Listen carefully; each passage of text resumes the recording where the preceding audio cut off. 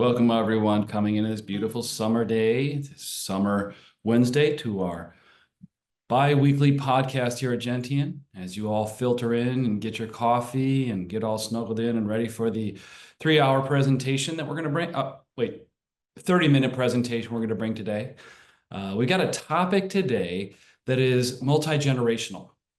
I just like saying big words like that, even if it's not a full word, but truly multi-generational planning. It's something we've done here a lot of times at Gentian, something that we have become dear to as well, because we have a lot of your children and even some grandchildren as members of our community as well. So today we're going to talk a little bit about some of the different ideas we're going to go with multi-generational planning. But first, going big, let's talk multi-generational. I had a good friend here. He was here about 15 years ago. He brought kids who were just little tiny when they were here before, and they're just amazing to see today and watch them grow. As well, watching my daughters grow. One is babysitting 3 children this year, nannying, and yesterday was a rough day for her, so she's going back and facing the demons today. She doesn't call them demons, but the children were acting like it yesterday, so she's facing back into that. And also, my youngest daughter, who's just been utilitarian this summer, so she's been really, really good as well. So it's just fun to see the multi-generational aspect of things as well, from grandparents on down to great-grandchildren. Sometimes right now we have 5 generations alive with longevity, which is absolutely amazing. So I'm just grateful for the fact that you've shared your families and your life with us, especially over the last 30 plus years. We're very blessed on that. How about Ken? Thank you, Chris. Great to be with all of you on this podcast. I'm grateful for the neighborhood party that a neighbor threw, actually, because of the neighborhood we live in. We're kind of spread out a little bit, so you do see people, but you don't see people at the same time. And there were so many younger families, and some of you have told us that when you grew up, you were kind of the originals of the neighborhood, and all of a sudden you have all these new people that move into the neighborhood. This gentleman threw a party. We all got to meet each other. It was great. Now we feel like we all know each other. Before it was kind of like, hey, how are you? Good to see you. Now we feel like we can have a nice conversation with each other when we do see each other biking or walking the dogs or whatever people are doing. So grateful for the neighborhood party, for the connection. Awesome. Thank you, Ken. Ken did say, he actually told me something recently, actually, and I was kind of wondering what the heck he was going to talk about. He said, Chris, what did the plant say when it woke up in the morning? I don't know, Ken, what was it? It said, this will be the best day ever. This will be the best day ever. Anyway, Missiles. they like to sprout up everywhere. Anyway, thanks. How about Zach? Yeah, thank you, Chris. Just extremely grateful for the opportunity to celebrate my son turning 7 months old yesterday. So don't know where the time has gone. It was just a great opportunity to reflect on the journey so far with him, and also how amazing of a mother my wife is to him. And it's just so special to watch. And I'm also grateful for Scotty Scheffler. So we're big Scotty Scheffler fans in our household, and his comments about, what's the point, was kind of, some people took it a very different way than what I did, but I took that as an extremely powerful thing, that it's not all about winning. It's not all about money or fame. And Nike came out with a really cool advertisement that showed a picture of him with his son and said, when you realize you've already won. And then the next caption said, but another major doesn't hurt. So just the idea of really striving for what's most important and not what is worldly important. So thank you, Chris. Danny, that's very good. Michael Mann, how about yourself? Thanks, Chris. I'm actually going to do a sports one too. Pretty grateful for the Brewers. I know that they lost last night, but leading into it, 11-game win streak. Pretty exciting, seeing what they've done since May, coming all the way back to be the best record in the MLB. Now I'm not exactly sure where they stand after the loss yesterday, but they're neck and neck with the Cubs, and I think that just fuels that rivalry, and I think it's just so much fun to watch baseball right now. So really enjoying that. It's pretty cool. My dad's texting me every day about the Brewers. It's fun to see that. It's fun to just have that camaraderie and that sort of thing. So getting people interested, keeping people interested, and I think it's good for the state of Wisconsin. Thank you very much, Mike. How about Mr. Birschbach? Thank you, Chris. Grateful for a lot of things. On Monday, I completed my 3rd decade on Earth. Just really happy with how everything's fell into place, good and bad. All the birthday wishes, support, friendships that were built over the last 30 years. It's just crazy to think about how fast it's gone. So thank you, Chris. Absolutely, brother. Absolutely. Thank you as well. How about Ashley? Thank you, Chris. I'm actually very grateful for the game of golf.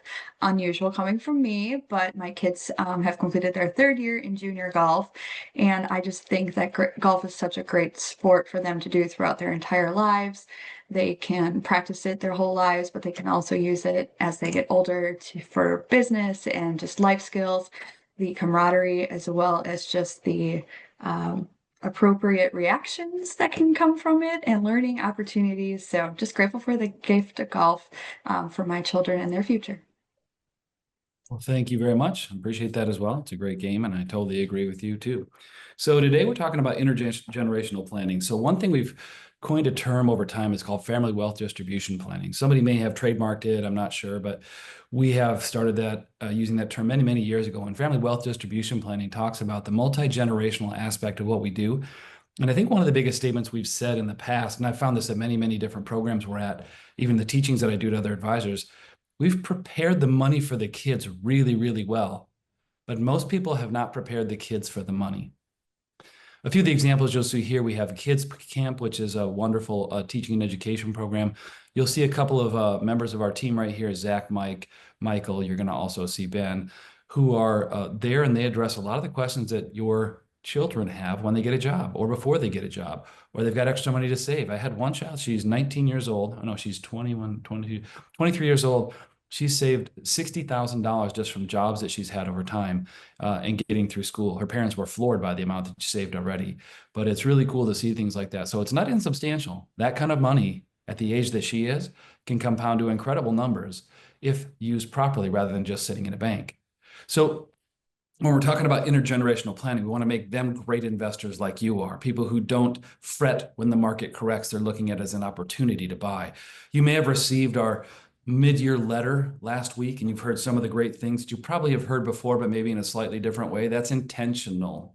If you ever looked at the greats, John Wooden, if you looked at Dan Gable, which is funny, I say that because that's wrestling for those of you who are out there, Vince Lombardi, what did they do? It was the fundamentals. They focused on the fundamentals, right?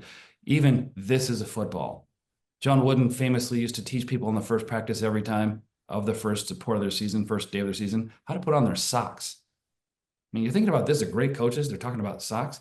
Mike Krzyzewski was very similar. So as we go back, we're going to talk about what is a stock. We're going to spend about 30 minutes talking about what a stock is and what about, oh no, I'm seeing you guys going, oh, great, Chris. I see you all throwing up your hands. No, we're not going to do that.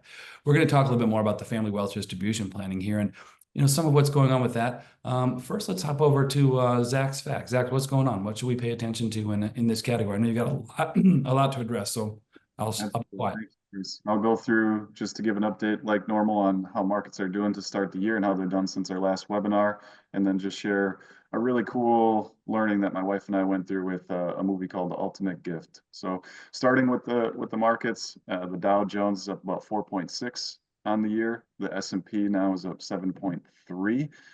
Almost all of these indices are up 15 to 20% since early April. So just amazing to see this growth. The NASDAQ, which is 50% weighted towards technology, is up almost 8.2 on the year. The Russell 2000, which is those smaller size companies, is up just under 1% for the year, 0.83, but about a 16% gain since early April.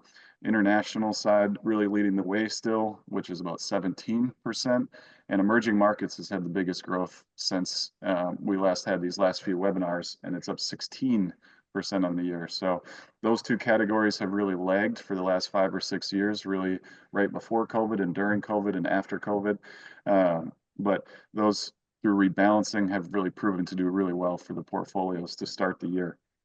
And then what I really just wanted to share is my wife and I really watched a really special movie recently called The Ultimate Gift. Some of you guys have seen that lately, but through conversations my wife and I have had at dinners with friends or even through with the community or clients recently have heard the term or the phrase, I want to build generational wealth for my kids and grandkids, or I don't want my kids and grandkids to have to worry, whether that's about money or worry in general. And really that movie was a stark reminder. Essentially a billionaire passed away and an attorney was reading off what everyone was going, and at the funeral everyone was like, I wonder what I'll get. I wonder what I'll get. I wonder what dad's gonna leave me.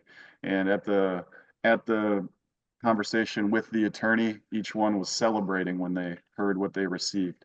And there was one grandchild that was especially estranged that grew up in a billionaire kind of mindset and just spent money like crazy. It was the worst one when it came to money and just lifestyle in general. And he was the last one left. And the grandfather who passed away said he was going to receive the ultimate gift, and he sent him on a journey with videos of. He sent him to a farm to work for a month to learn hard work. He sent him to all these different avenues, and he thought he was just putting in the work just to get what his inheritance was dollar wise. But at the end of the journey, realized that it was all about all of those things. So it was just a great reminder. And we talk a lot about and have seen it firsthand that earned money is oftentimes viewed very differently as given money. So just kind of kicking off the intergenerational wealth planning there is just such a special reminder that really have these things tie into what matters most to you and your family, not just the specific dollar amount. So with that, Chris, I'll pass it back to you. Thank you, Zach. I appreciate that. I know you had a bunch of other stuff you wanted to run through as well. So if I don't speak too long, we'll actually hop back into that piece too.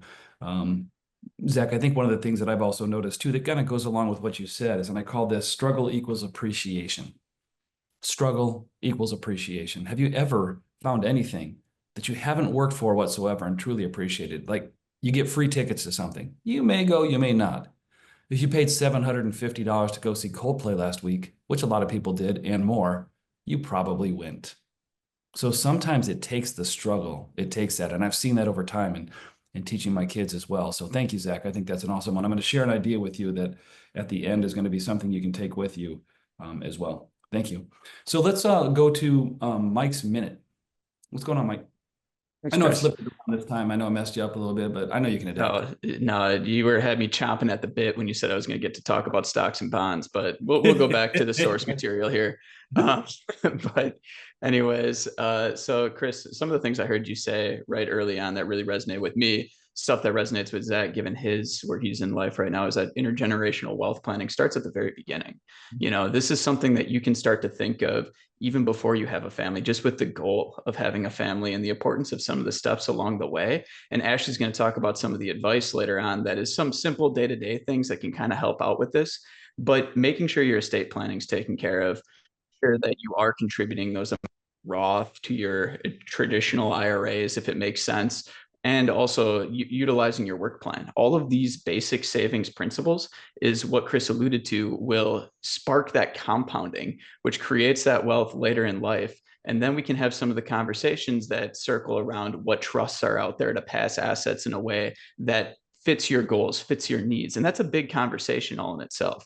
You want a team when you're planning for intergenerational wealth at the end of the day, because if all these moving pieces are happening on their own, they're never going to come together to build a plan that's going to accomplish everything you want. We have plenty of examples of an estate plan that comes to, not comes to fruition, but is written in a way that doesn't necessarily meet the client's goals. We have to sometimes go back to an attorney, have a conversation with them, wait a minute, we can't put this amount of money into a trust because we have to pay for retirement.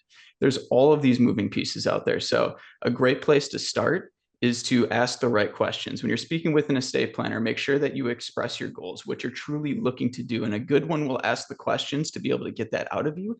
But in the moment of, let's say, that it's a second marriage or whatever that may look like, and you want to make sure that your assets go to your child, make sure that you express those things. I mean, it all depends upon your goals and everything is scenario based. And then also loop us into that conversation. If you have goals, express them during the meeting. The clients on here, you're all wonderful at it. Anybody who sees this video after the fact, I strongly recommend that whoever your planner may be, even if it isn't us, please talk to them specifically about what your goals, wishes, and aspirations are beyond the financial plan, because they can help facilitate that discussion with an estate planning attorney they trust. They can connect to the one that you're already working with and make sure that everything kind of works together. So I know that was longer than a minute.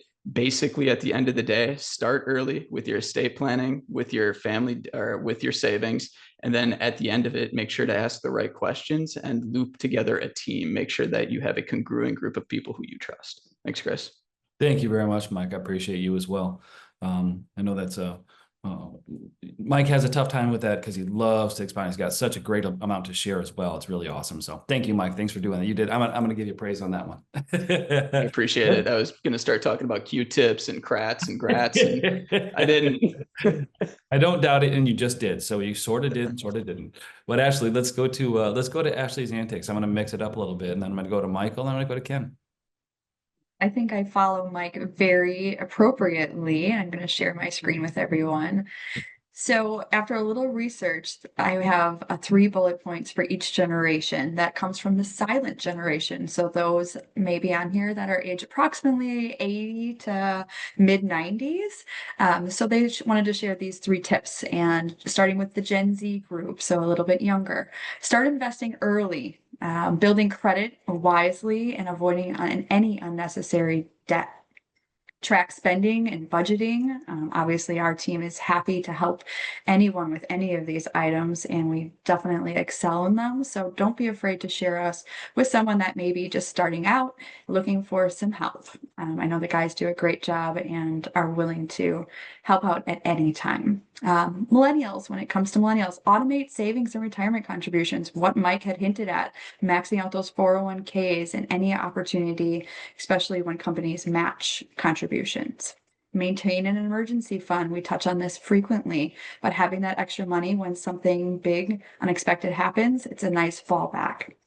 Promoting financial transparency, excuse me, within the family. Also, it is a harder conversation, and not everybody is open to having those conversations. But the more you can either bring up money with your kids or begin that next step planning, I think it just is a much smoother transition, and your family knows your wishes. And when it comes to Gen Z, paying down any high interest debt that they may have, or refinancing when possible if the rates are lower. Maximize retirement savings, of course, and avoid early withdrawals whenever at all possible. Continue multi-generational. Again, those conversations about finances is just extremely important. And then, of course, we have the baby boomers, and that includes, where Mike already again touched on, estate planning, keeping it updated, keeping it relevant. And of course, when it comes to gifting, making sure that it's tax appropriate and it reduces any tax exposure that you may have. Share financial wisdom, going back to just sharing, talking, having these hard conversations, even if you don't want to. I hope your kids do. I hope you do. And otherwise, write it down. Maybe it'll be a nice surprise for one of your kids one day, or grandkids. Write it down, have a journal if there's just something that you wanted to share, but might not be willing to talk about out loud in a conversation. That's all I have for us today. Thank you, Chris. Thank you very much, Ashley. I appreciate it as well. Hey, Ashley, it's kind of summer, and I was just kind of looking on the internet, and I was looking up puns on ice cream, and then my computer froze. I appreciate it. Ashley thinks it's funny. She laughs on the inside. I think that's awesome. Let's go next. Let's go to Mr. Birschbach. What's up, Michael Birschbach? Why don't you share some multi-generational planning tips with us? Thank you, Chris. I'll start my section with a question, and I think it's a little pretty powerful. If your family received their inheritance, your wealth tomorrow, would they know what to do with it? It's just a great reminder that it starts with a conversation, as tough as that may be. We want to encourage clients to hold family meetings, outline their philosophy, what's important to them. You don't necessarily have to reveal all the numbers, but share your why behind what you're doing. As Chris mentioned earlier, it's just as equally important to focus on preparing your inheritors as preparing those documents. One thing that may help if you're struggling with this, help the inheritors create their own financial identity. Be really careful not to undermine their own drive or sense of purpose, because the world they grew up in was quite different than the world that you grew up in. You can teach them to be wise with their money. Again, encourage earning that success. It can create more satisfaction, and let that future wealth be a tool for them, not necessarily a crutch. Some things you can do to lead by example: you can structure gifts while you're alive, matching contributions towards a down payment on a home, making a contribution to a Roth IRA. It's going to help the younger generations, and potentially your inheritors, start to develop some money skills and understanding. And you don't have to draft a trust to do that. But again, put your plans on paper, legally speaking. If you don't intentionally design how you want your wealth to pass, the government will do it for you. And generally speaking, it's not in a way that would reflect your wishes. So if you want some advice on having that conversation or want to revisit how we structured your accounts here, please talk with us. We'd be happy to. Thanks, Chris. Thank you, Michael. I appreciate you as well. Appreciate Ken. Why don't we go to Ken's corner? Ken, what kind of intergenerational planning ideas do you have for us? Thank you, Chris. Appreciate it. This is a really fun topic. It's a really meaningful topic. This topic is sometimes easy for families to kind of dig into, and sometimes it's really difficult for families to dig into, just by the conversation of, hey, how do we even start a family conversation? Do we want to have a family conversation? What if my kids know what we actually have?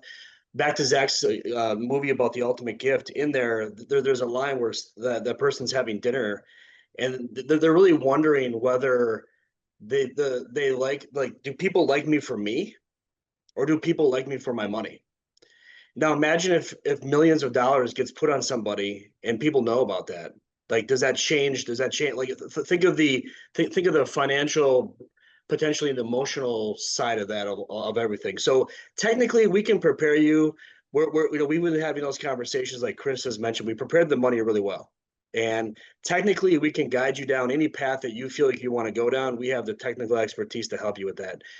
It comes down to, the idea of what happens if my kids do know. Will it hurt their work ethic? Will they have that struggle like Chris is talking about to get to where they want to be, to really appreciate all this?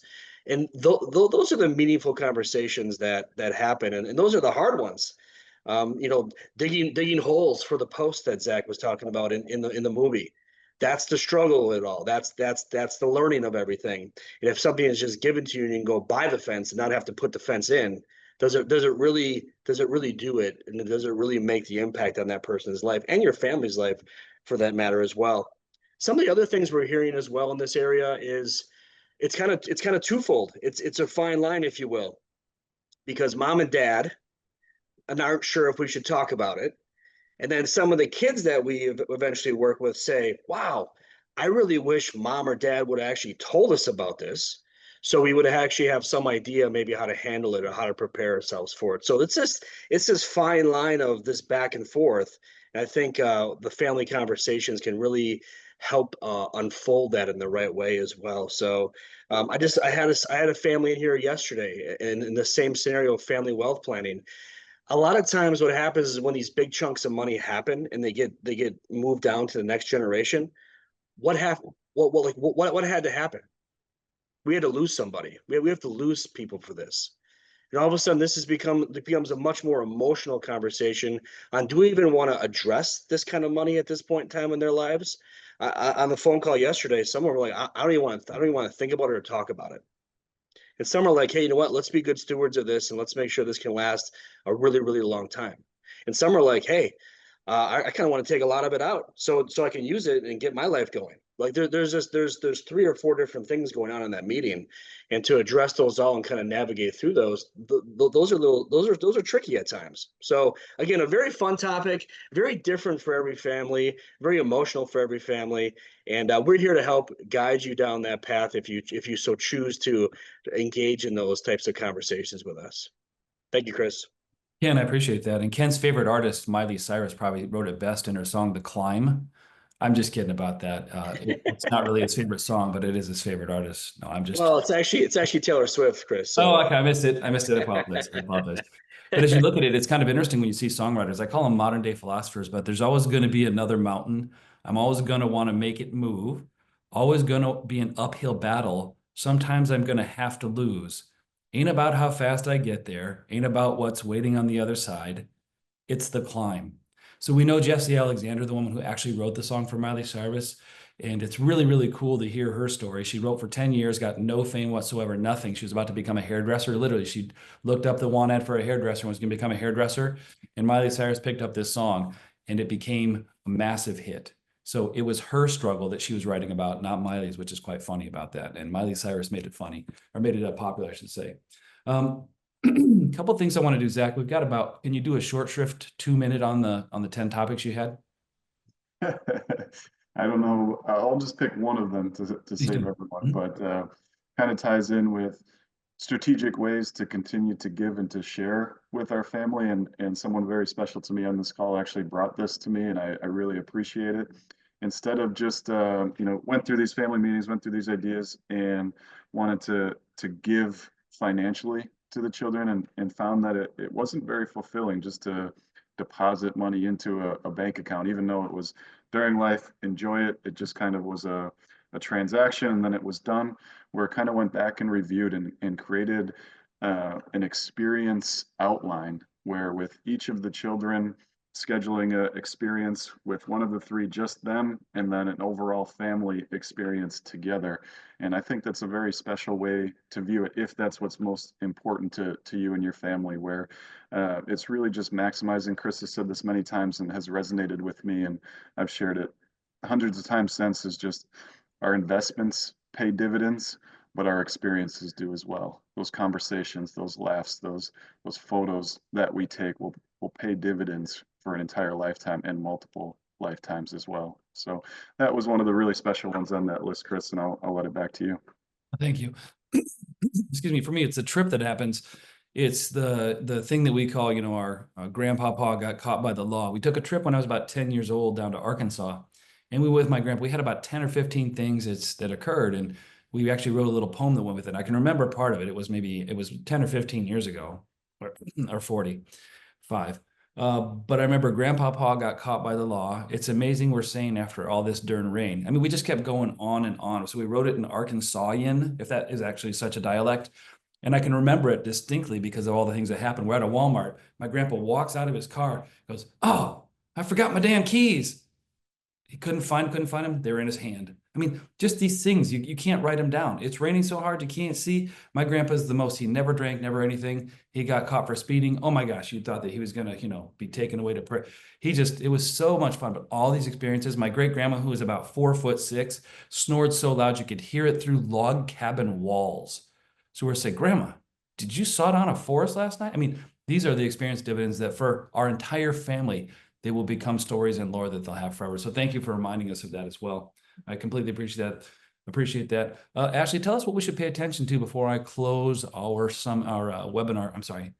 podcast today. Absolutely. Yeah. So right after this at 10 a.m. Central Time, the ladies of Gentian will be gathering virtually online. So there were two options. So you can either go to your bulletin after this meeting and click the link to go directly to our Zoom, or there, of course, is a Calendly sign up. So you have two different ways to register, and there's still absolutely capacity and room for you to join us. If you'd like to join us for a conversation with Katie, she is a master gardener, and she'll be talking about how to pick produce, where and how and when to purchase that produce, as well as propagate. So, and she will also be answering live Q&A questions when it comes to all things gardening. So again, feel free to join us after this, ladies and gentlemen, at 10 a.m. on Zoom with special guest speaker Katie. We also have limited office hours this afternoon. So from around 1 p.m. until 4 p.m., our team will be gathering on how to learn to serve you better, you, our clients, of course, and we'll be working together as a team. So please give us a little return time on replying to calls as well as emails this afternoon. And then we also, for the month of August, which is right around the corner, have, of course, August Birthday Club coming up on August the 13th. So save the date for that, as well as a registration coming soon. And then Wednesday, August the 27th, we have Health and Wealth. And that, of course, will be with Michelle Norris. And she'll be talking about the importance of keeping up muscle mass and all things that come with muscle medicine as her theme. So join us again, August the 27th. And September the 8th, of course, is right around the corner. Also crazy to think about, but we will be holding our annual Shred Day. So join us in signing up so that you can drop off all that shredding material that needs to be properly disposed of. And then join us, of course, at the Doty Family Farm for camaraderie, food truck, as well as just good conversations, and see all your team members here at Gentian. And that's all I have for today. Back to you, Chris. Thank you. Thank you very much. I appreciate that. So in closing today, there's a couple of things I want to talk about, just to touch base with quick. I know we're a bit over, but two or three things. The one thing one person talked about was an ethical will. It's a gift that you can give and put with your estate plan. that talks about you, why you did what you did, and the gifts that you're giving and why.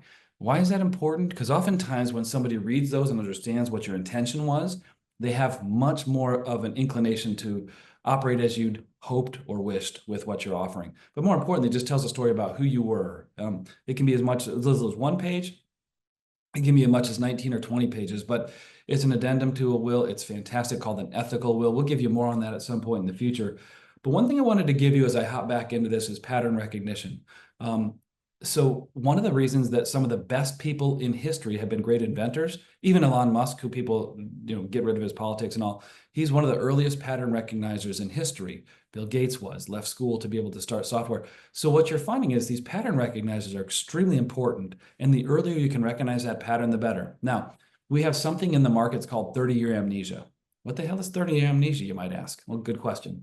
30-year amnesia is the fact that if you go back 30 years, some of the people on this call were barely born, if born, and they were 1 and 2 and 3 years old, right? So they're now in the markets, and a lot of people are in that. What happens though, we had a couple things happening 30 years ago. Today is what, 2025? Remember 1995?